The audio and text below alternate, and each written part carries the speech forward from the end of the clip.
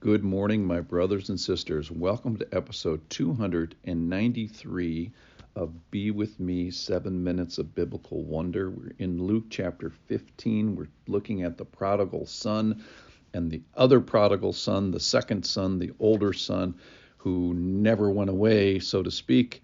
And we find out that he is actually further away today than ever before.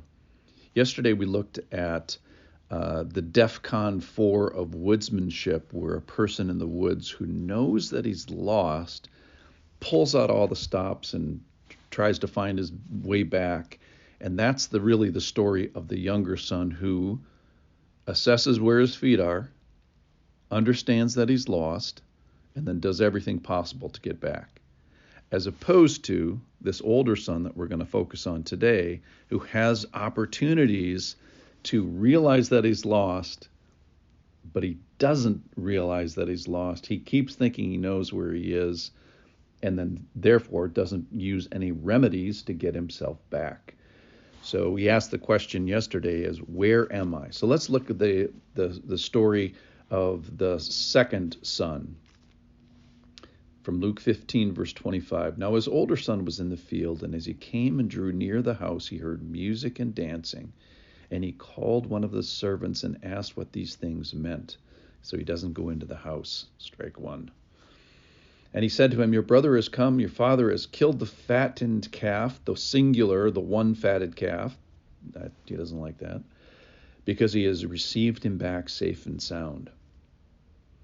And then verse 28, here it is, or the start of it. But he was, this is now strike two. But he was angry. That's strike two. Strike three, he refuses to go in. He's already done that with strike one. And then his father came out and entreated him. But he answered his father, look, this is a bad answer. These many years I have served you. I have never disobeyed your command. Yet you never gave me a young goat that I might celebrate with my friends.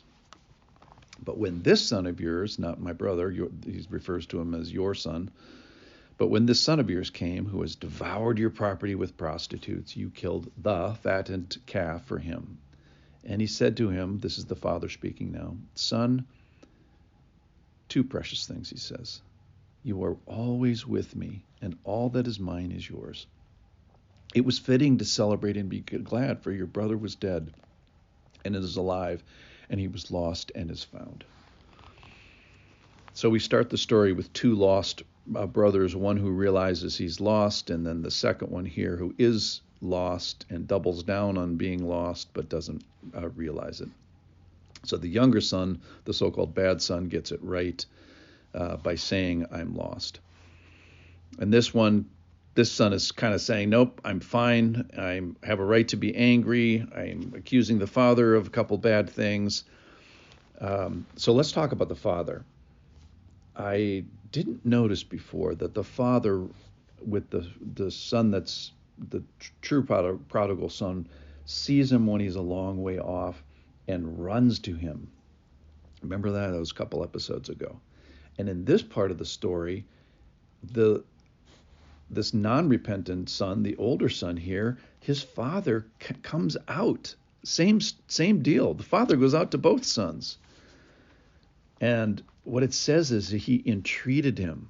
So that's a passionate word about being called to your side and pleading, appealing, urging, maybe even exhortation, where the father is telling him, hey, you're on this square of lostness. You look down with your feet, you're lost right now. You don't really realize it. And it's time to realize it.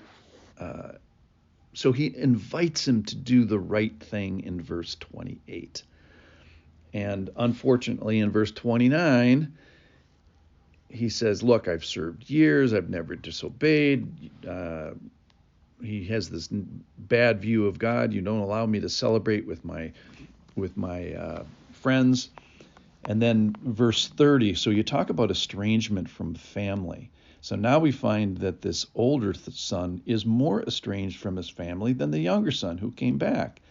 First of all, he says, this son of yours. So he says, this brother is dead to me. I don't even have a brother.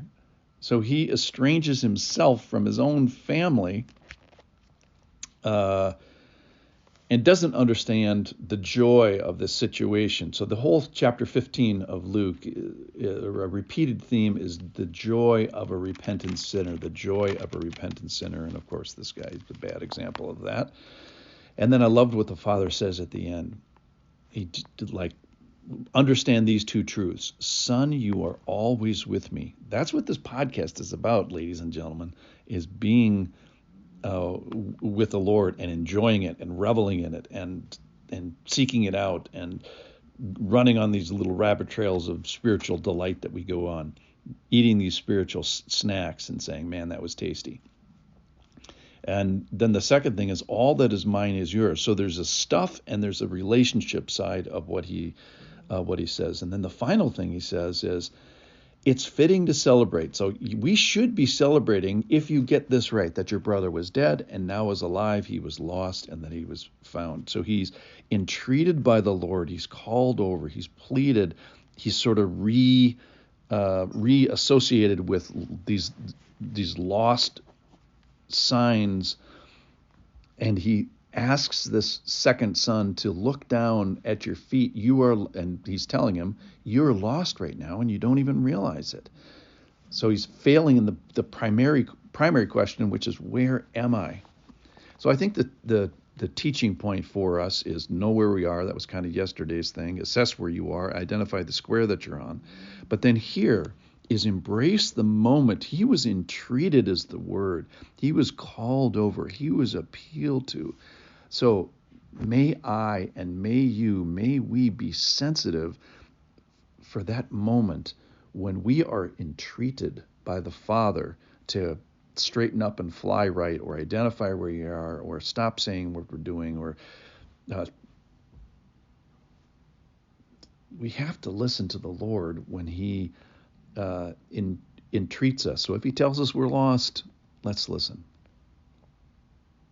It's great to be with you, my brothers and sisters. I'm so proud of you for walking this walk with me and being sensitive in the sense that maybe this is your entreating. Thanks for listening.